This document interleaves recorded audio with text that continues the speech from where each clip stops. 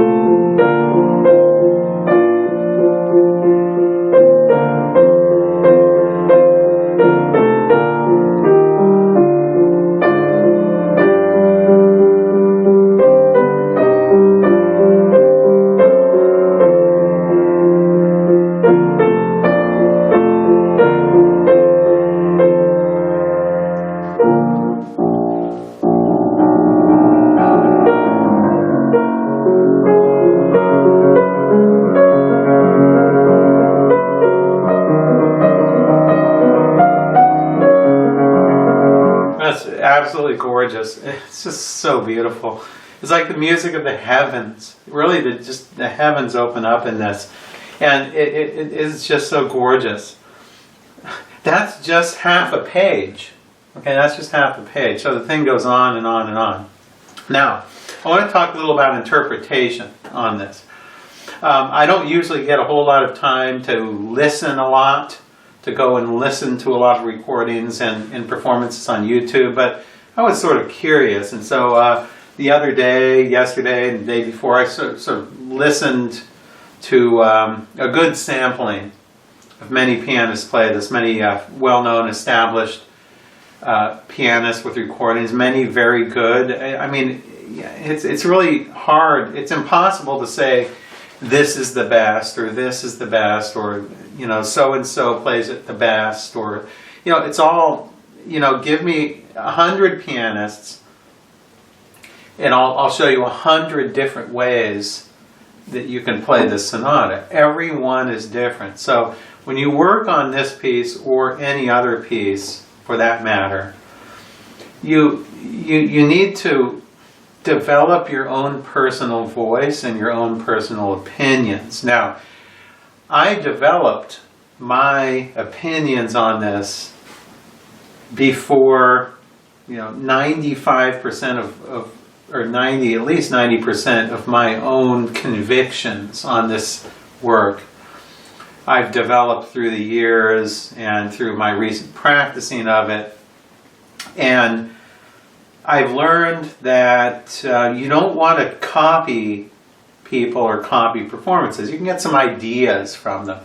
The thing that I'm interested in a long work like this is the way that everything is held together.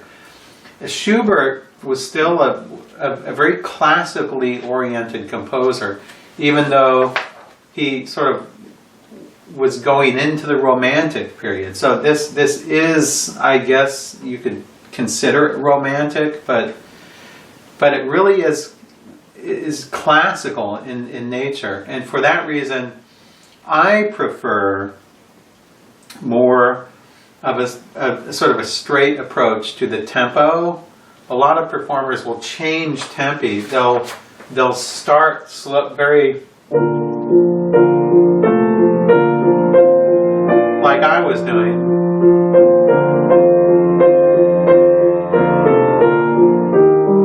And that seems to be sort of the established kind of speed for that. It's usually done relatively slow. Schubert marks molto moderato. I mean, you can either interpret that as meaning it means very moderately. So does that mean very moderately in the sense that it's over moderate? Like molto allegro means faster than allegro? Does this mean faster than moderate? Or does molto moderato mean slower than moderato? I mean, you could look at it two ways. Molto moderato could mean, oh, it's faster than moderato. Or you could turn around and argue, well, maybe he meant molto meaning very moderately, meaning he wanted it below that.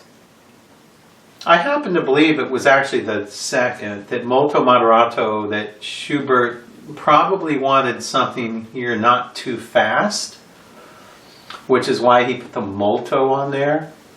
If he wanted it faster than moderato, he just probably would have marked it allegro. So I happen to believe that a slower speed is justified in this, and it sounds beautiful that way. The problem is, excuse me, I'm just getting over a sickness, so I might be coughing here.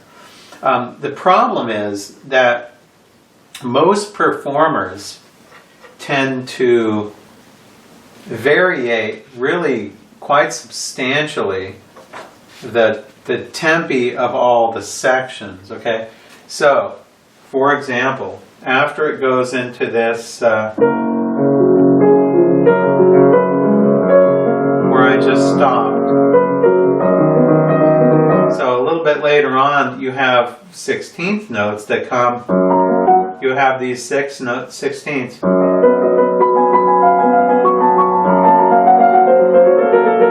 And most pianists tend to speed up over those 16ths. Now I noticed that this is something I've been debating on for years, and probably will never be settled. What's better? Is it better to remain a sort of a constant speed, or is it better to just do whatever you feel like and variate the speeds of all the sections? Because then it goes into a triplet section later on, after you have these 16th notes. You have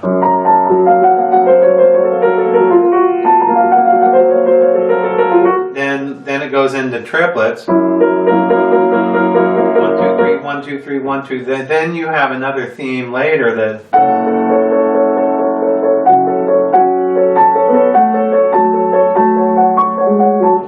And because you have triplets, and then you have quadruplets, many performers don't really keep it consistent. They'll speed up for the triplet section, maybe slow down for the quadruplets, and there's no real unity with the tempo. I've always been interested in the way that everything is organized and unified. Excuse me. And there tends to be two approaches to that. And it's not just me, because when I listen to recordings, I hear the same thing. And the recordings that I'm drawn to, the recordings that I think are best, are the ones that are more uniform. So let me just tell you, I don't really have a favorite pianist necessarily. I mean, I love Horowitz, I love Rubinstein, I love the old masters like that, but I don't really have a favorite contemporary pianist. I mean, I'm too busy playing music myself, so I don't have a whole lot of time to do a lot of listening. But of all the samples that I've listened to of this movement, I'll just tell you that a couple of my favorite, actually my favorite, probably I think my favorite performance of this is Lazar Berman. Out of all people, Lazar Berman, the great Russian pianist. I remember I used to have an old cassette tape of his performance or his recording of Liszt's Transcendental Etudes. I listened to that through, I think, high school and college. I really loved that. I always loved his playing, but I don't just say it because I was preconditioned to like his playing. I actually listened to about 10 recordings of this, or at least most of the themes, to get an idea of how the performers do it. I listened to Brendel, I listened to Kissin, I listened to pretty much almost all the name brand pianists of the day. Richter. Richter probably is the highest regarded performance of this. And the Lazar Berman isn't really, he's more of a sort of a lesser known performer. I don't know why. He was really great. But let me tell you why I like his performance the best. And in my performance, that eventually when I record this, when I get some time over the next week or so, I'm going to try to record it. And let me tell you why I like Lazar Berman's recording the best. It's because he remains pretty consistent through the beginning to the end at one tempo. I mean, it doesn't sound like a metronome, but he's very consistent. If you listen carefully, he doesn't do a whole lot of speeding up when you get to the quadruplets. He doesn't do a whole lot of speeding up or slowing down when you get to the triplets again. He just does. I notice he speeds up a little bit on this last closing, or this theme.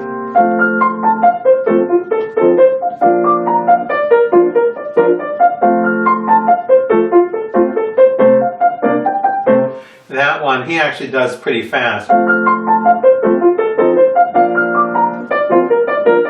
He actually picks that up. But other than that theme that and never mind the wrong notes here, I'm not here to perform for you now. But anyway, what Berman does is really special, and he really just plays the music as it is. He lets it speak for itself. He does speed up a little bit on this section, which I object to a little bit.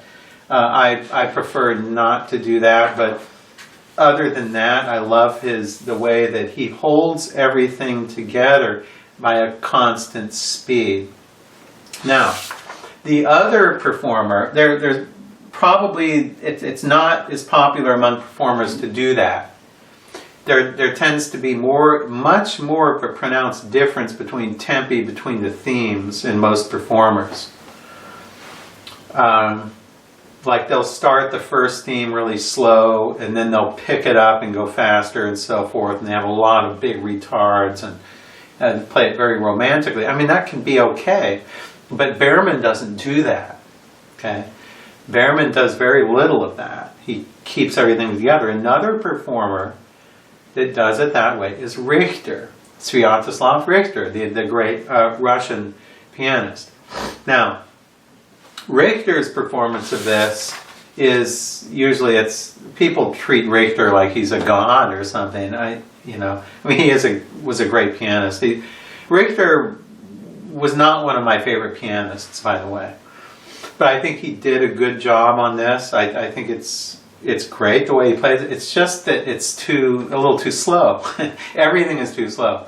So the reason I like Berman over Richter is Berman does pretty much the same approach as Richter, the straight approach to, he doesn't speed up and slow down. He chooses one uniform tempo for all the themes from beginning to end, but it doesn't sound metronomic. But the difference between Richter and Berman is Berman does pretty much the same sort of approach as Richter, that straight approach, but it's a little faster. Okay, it's not fast, but I think Berman's is slower than most pianists, but it's faster than Richter. So if you love Richter's, but you just think it's too slow, then listen to Berman's, and you'll be surprised. Just a little bit more speed. I think Richter was it just really is slow. I mean, he does really slow. I mean, you can hear every detail in it. But then on the other hand, you have people like, Pollini. Okay, Maurizio Pollini, the Italian pianist. Pollini goes to the other extreme. Listen to Richter, listen to Pollini. Pollini does it pretty straight, like Richter and Berman. Okay, that's a pretty straight approach. He doesn't speed up and slow down. He doesn't do a lot of variating tempi between the themes. But Pollini's is, I think, too fast, and it just sounds too mechanical and too fast. It's just no heart. There's no soul. I mean, the notes are right, the rhythm, everything is great, but it just doesn't have the soul as like Berman's. It's just, if he just slowed it down a little bit, he'd be around that way, sort of that approach that Berman takes. Of course, not exactly the same sound. Every pianist has a different sound. I'm just talking about the total architecture of the work as it's put together. So underneath this video, I put some links here where you can listen to these. You can listen to Richter, which is very slow. It's probably the slowest one around. Very uniform with its tempi. Then you have Berman. My favorite, actually, is Berman's, I think, for the ones I've heard so far. It's sort of in a middle ground. I think he's the one that best captures the molto moderato, and he doesn't do a lot of variating with the speeds of the themes. And then there's Pollini, who does sort of the same homogeneous approach to tempi that Richter and Berman do, but it's faster. And it, to my ears, it just sounds too heartless, too mechanical. And I've heard people give that criticism about Pollini, and I see why they say that, because it's true. Pollini is an overrated pianist. Pollini is a great technician, but his interpretations just have a whole lot to be desired. I mean, there's not really a whole lot there musically. Pollini's Chopin nocturnes are awful. Pollini's recording of this is technically great, but it just doesn't have the heart and doesn't have the soul. Listen to Berman's and compare it to Pollini's. It's just night and day. Then there's some other sort of scattered approaches, like kissing. Okay, kissing is, it's pretty good. I think he's somewhere in the middle. It's like he begins it really slow, but then he speeds up, and he has a lot of variations between the tempi and so there's so many approaches to this, but I think I've gravitated towards the homogeneous approach. So if I'm taking it, let's say, I've already decided my tempo. By the way, when you play pieces, you need to do this. Always sit down with a metronome and figure out what your ideal tempo is. Like if you had to play this for in the presence of God, or in the presence of the king, or in Carnegie Hall or something, what would be your perfect speed for it? How would you do that ideally? What you need to do is write down your ideal tempo, write it in, and always test it out. Then come back maybe a month later, test it out and see if you really like it. Might be a little too fast or too slow, so you can sort of modify it a little bit. I've, over the years, of my playing this 25 years ago and my relearning of it, I've sort of, I'm going back and forth between a slightly faster and slightly slower speed. But I think I've gravitated towards around the mid-80s, like 84. And that's about the same as what Behrman did, coincidentally. Okay, I didn't choose that after I listened to Behrman's recording. I did that on my own accord, and I discovered, wow, Behrman, he's like right there. He's doing it the way I would want to do it. Maybe that's why I like his performance, because he does it the way that I would do it in an ideal kind of situation. Of course, everyone's different. I'm not Behrman. Okay, I have a different sound than Behrman, but I'm talking about the overall architecture. So I'm putting this on 84 beats per minute per quarter note. Here, let's try this.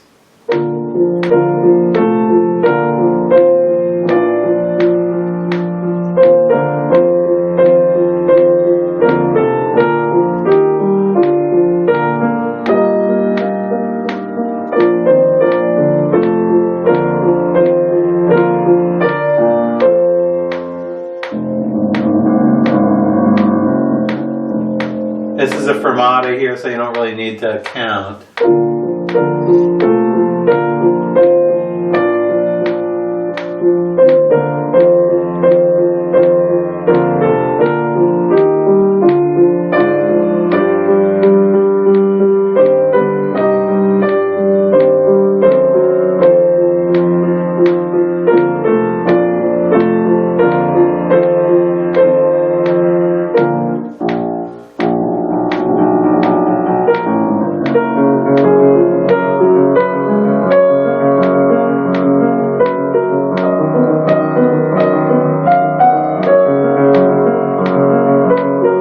I think it's a little slower than most people play it, but I love the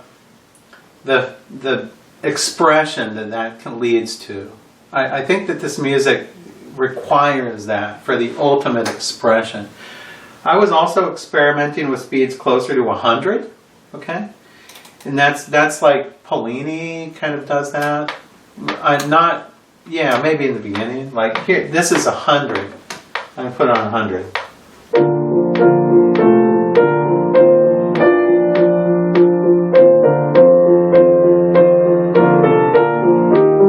Then going on, you have...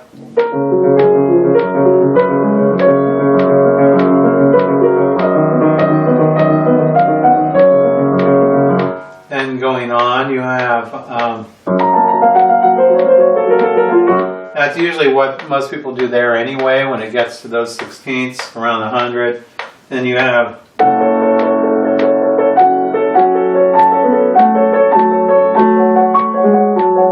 I mean, that's okay at 100, but I think generally speaking, 100 is, I think, too fast for the main theme. But then the problem arises, well, if it's too fast for the main theme, it's probably fast for everything else, because Schubert was a classicist. And that's why, and I'm sort of a purist. I mean, if you haven't figured that out by now, I'm a purist, just like Richter was a purist, and at least judging by Berman's recording of this, he was a purist, at least with this. So I like the pure classical approach. So when I perform this, I will most likely, unless I change my mind up till then, I will most likely try to play it homogeneous all the way through at one consistent speed. And at least for now, I've decided around 84. I might go into the 90s, I don't know, but it's a touchy thing, because just speeding up a little will change the whole character. You really have to be careful about that. So anyway, 84 is the tempo I've decided on it. Now, it's a very, very long work, so but let me just play some of the themes. I'll play all the themes here. Okay, this is the opening. Okay, you've already heard that. Then you have the theme that comes in.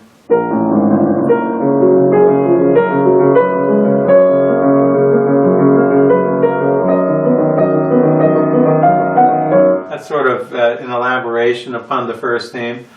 Then you have another theme.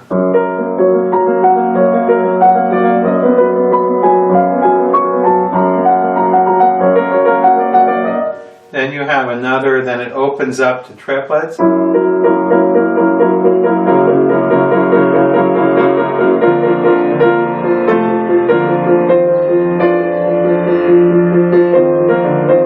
then that's in around bar 37. The main theme comes back again, bar 36.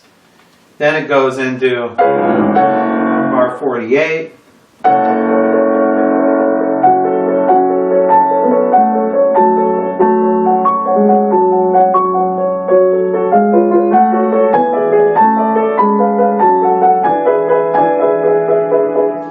That nice triplet theme. Then one of the challenges about this is that a couple phrases after that, then you get into quadruplets. So you have triplets here.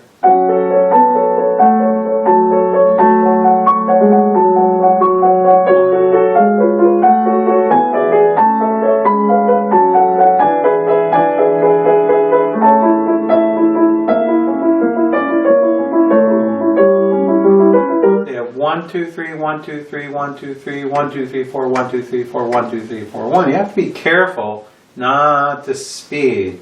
So if you have triplets, I'm going to put this on here.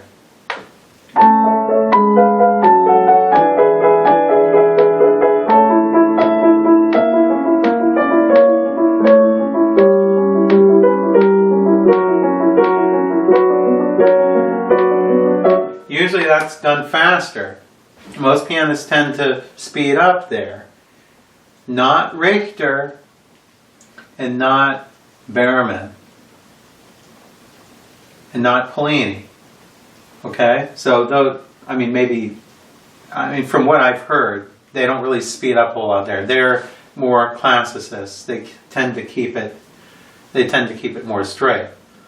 Although Richter, like I said, is way down here. He's really slow. Berman is like sort of the middle ground. Pollini is, I think, too fast. So whichever one of those you choose, you need to practice. Practice it with a metronome. This is bar 56.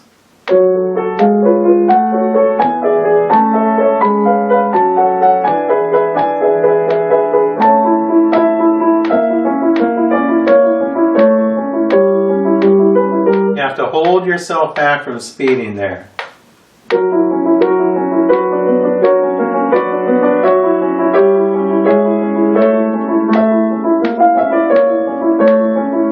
Then it goes on and goes on. Then we have our triplet theme. So then we have bar 78, we have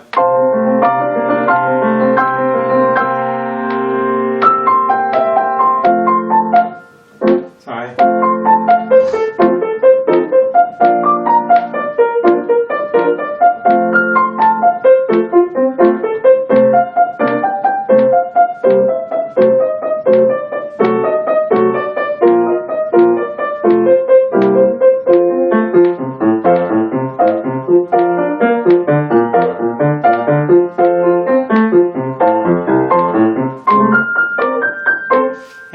Most people speed that up. Okay, even Berman, even though he does everything else at a consistent, homogeneous speed, he tends to speed this part up. I want to try not to because I like that. I like the purity of keeping it molto moderato. Remember the molto moderato. Most people tend to speed up here. Schubert didn't write. He didn't write faster here. So whatever speed you choose in the beginning, if you choose it around the mid 80s or so, then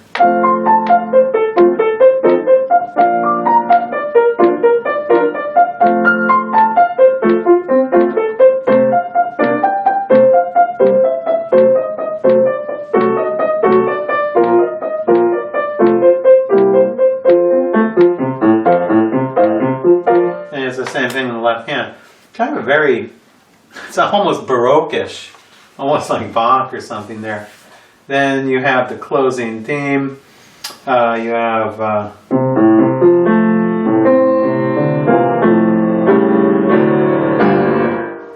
nice chords there. Then if it weren't long enough already, Schubert has the traditional repeat here. So he has a repeat.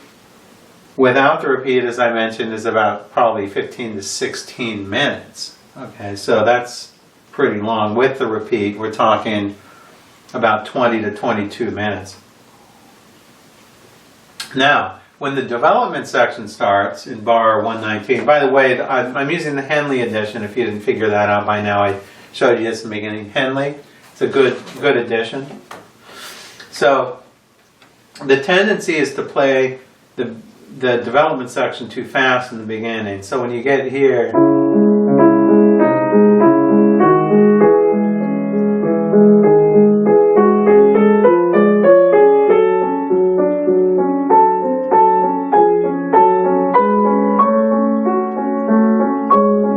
you might think, oh man, that is slow. But there's no 16th notes. The fastest notes are 8th notes. And we've determined, or at least I've determined, I want to be somewhere in the mid-80s. Okay, so I'm just going to test myself. I was probably even a little over speed on that. So I'm going back to my original speed here. I'm testing myself. And I have...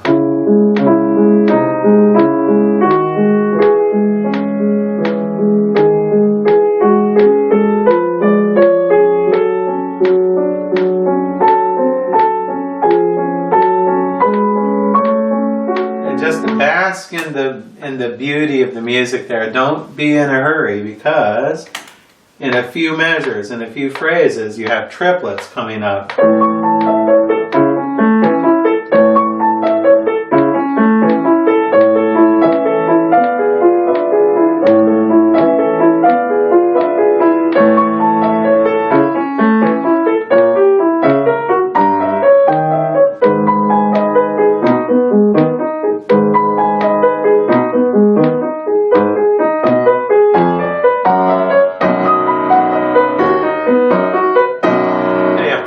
Coming up there, so that automatically sort of speeds it up there, and then it goes on. You have, so it goes triplets. 1 2 3 1 2 3 1 2 3 1 2 3 1 2 1 2 1 2 1 2. That's in measure 150. So you want to make sure you don't speed there when you go from triplets to duplets. Then it builds up here in measure, right, right, 167. You have these twos against threes.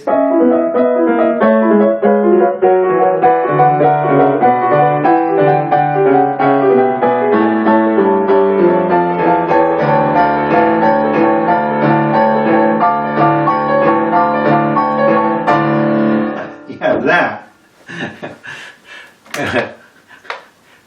Oh, I was just about on speed there. So you have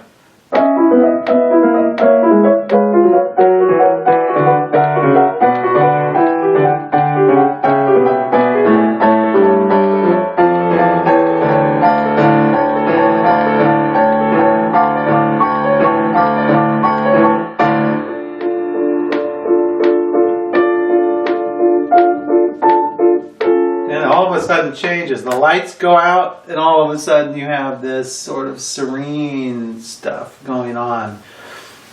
Beautiful.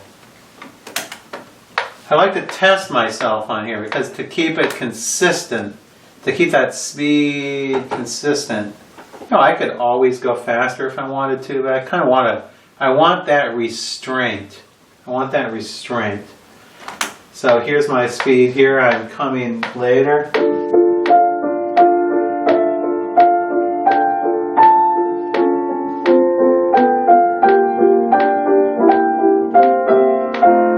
Measure 203.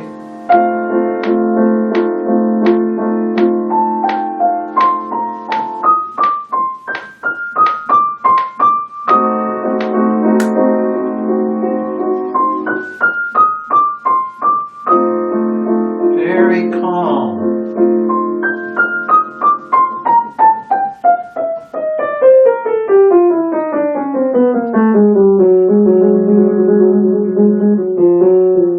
Trill.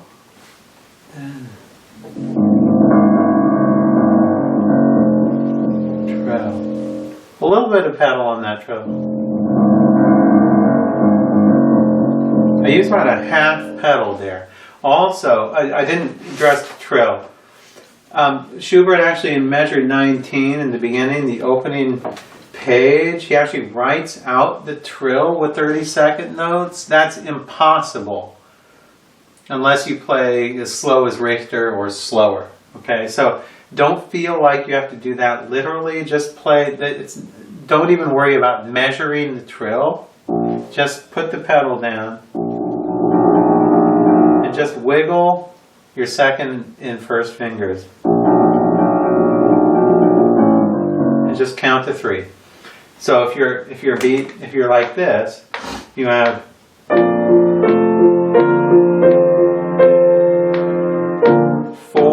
1, 2, 3, 4, 1, 2, 3, 4. I mean, if you don't have a metronome, it doesn't have to be exact, but do try to count at least 3 counts. Just wiggle 2 and 1 for 3 counts and you'll be fine. Don't try to count the number of trill notes. Okay? In the beginning, you might want to just play with 16th notes. 1, 2, 3, 4, 1. Actually, it kind of sounds good that way. 1, 2, 3, 4. 1, 2, 3, 4. I kind of like that. Actually, I was practicing it that way for a while and thought it sounded really nice. I was actually contemplating on recording it that way, but I'd probably get people complaining that, oh, the trill is only 16th notes or whatever. So I've sort of changed it to where I just wiggle my finger a little bit. So I'm not really counting. So when you do this trill in measure 2/12, okay, don't worry, it's not a measure, don't just wiggle your fingers. Just wiggle 3 and 2, or maybe 1 and 3, whatever fingers. I would suggest 2 and 3 on here.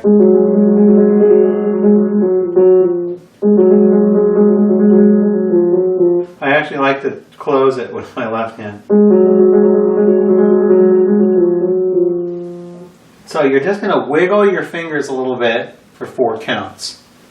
Don't worry about how many notes there are in the trill. This isn't Baroque music.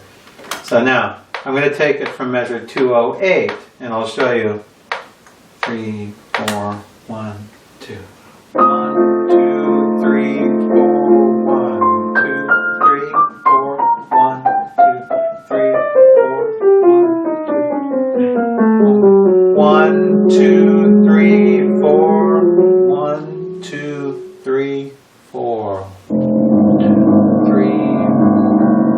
1, 2. Okay? So just, it doesn't have to be exact, but just as close as you can to counting to 4 is great. Okay? And you can slow the count down a little bit if you want, sort of retardando there. But then the theme comes back. So in measure 215,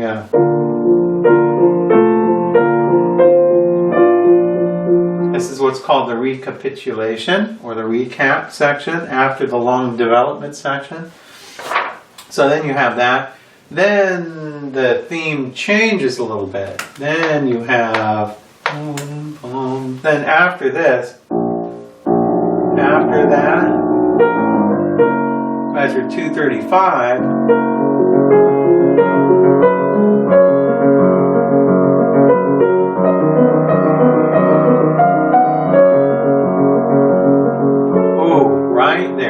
right there, measure 238, last beat. Get a pencil, okay? Not just in this piece, but any piece you work on. Get a pencil and write different. Right here, different. It changes. That's where it changes, right there. It's different from the first time. Schubert takes a different turn here.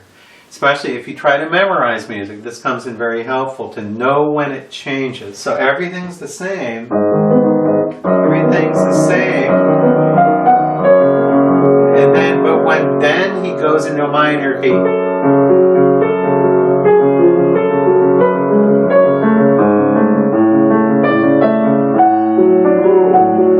Then he goes into a D major, A major, D, E, A, D,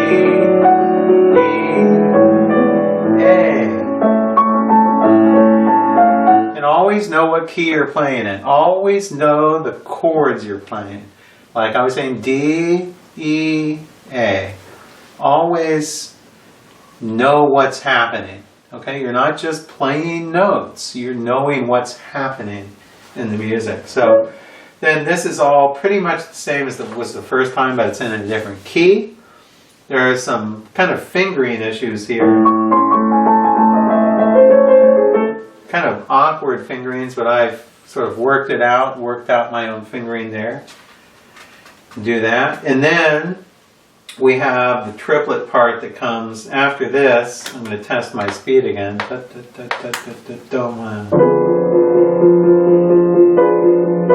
Measure 265.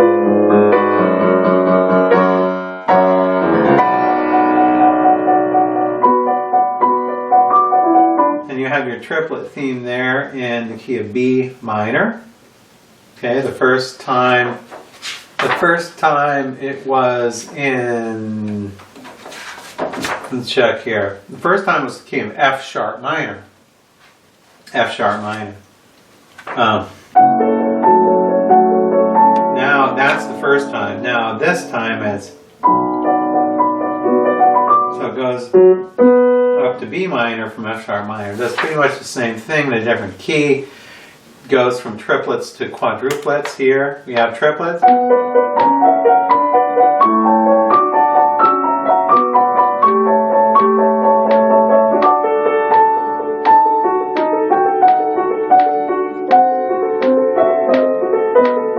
That's the part that you have to have caution that you don't speed there. Have caution that you don't speed. I think Brendel's too fast there. I listen to Brendel. Don't really like his performance very much. It's very tense, intense, but it's not I don't think it's the right character. I don't think it's the right character for it. I think Brendel is overrated. I don't know. He goes too fast here. He needs to slow it down. Just slow it down. Slow it down. Enjoy the harmonies.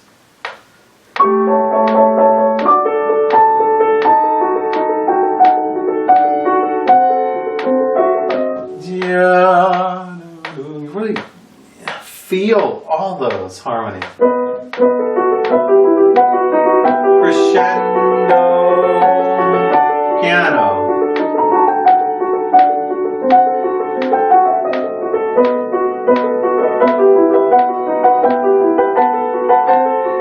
Crescendo piano.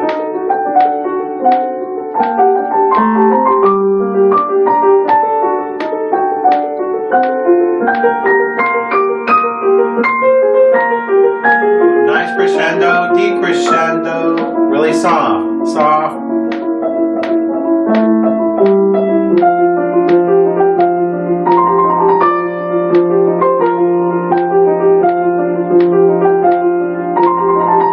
Crescendo, a little louder here. 1, 2, 3.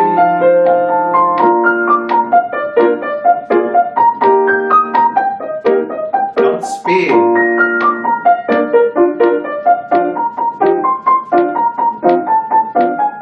Molto moderato. Don't speed there. Don't speed, please.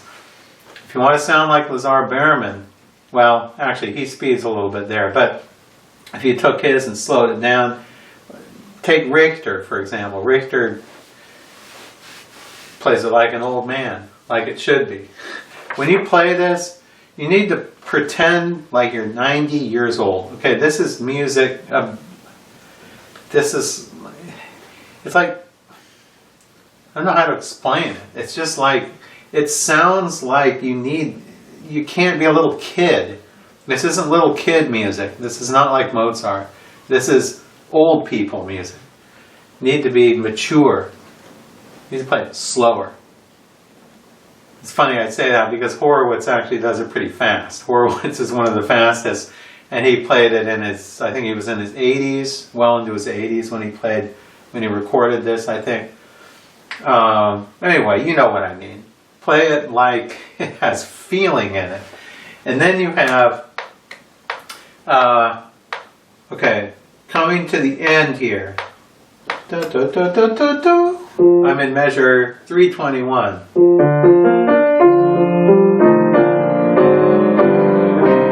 Rest. Rest. Fermata. Just wait a couple seconds there.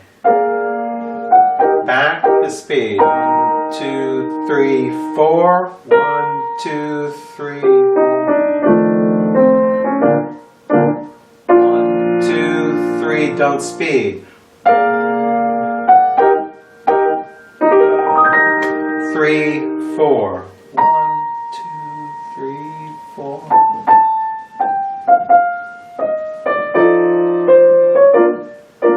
1, 2, 3, 4.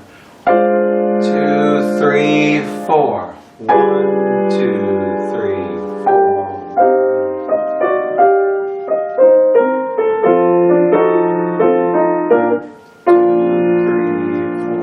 1, 2, 3, 4. Always count in your head.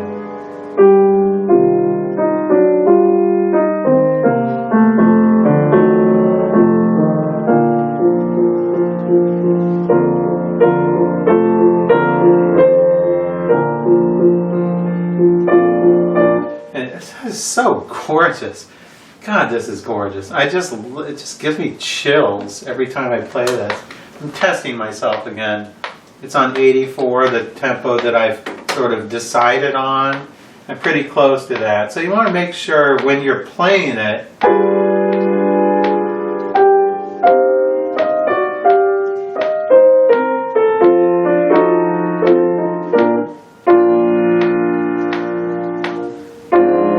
it's not metronomic, even if you play at speed.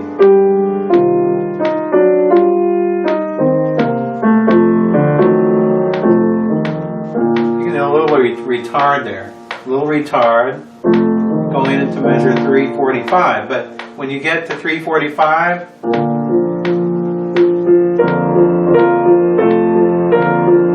you're at your original speed.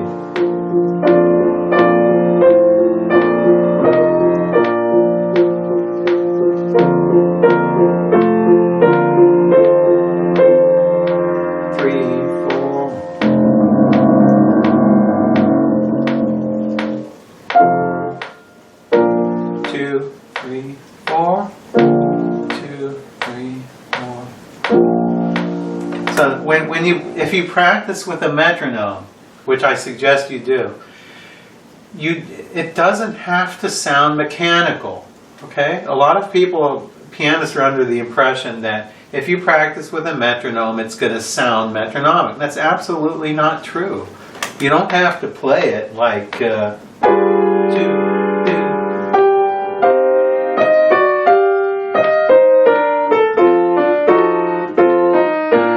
mean, that's ugly. Okay? That's like Pollini or something.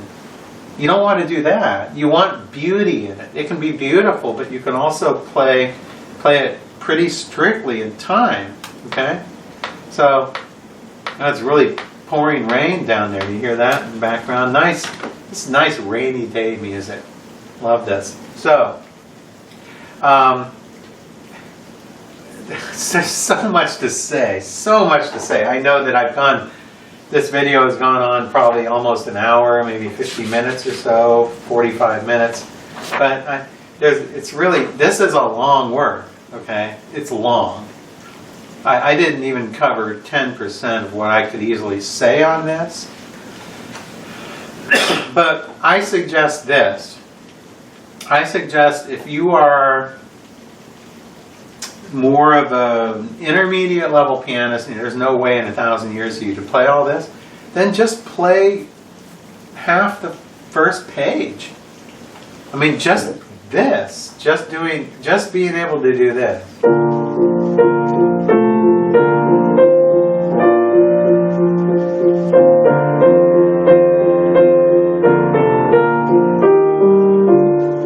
Just do that. It sounds like you're playing a hymn or a nice Bach chorale or something.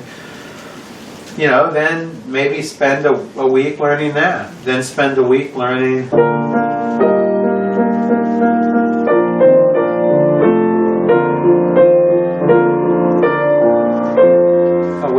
that. Then just wiggle your finger a little for the trill. It's not a big deal. You don't have to play the whole thing. Just learn half a page. Just take it at that. I mean, you can jump around sort of the things you want to do. You could play this as sort of an etude.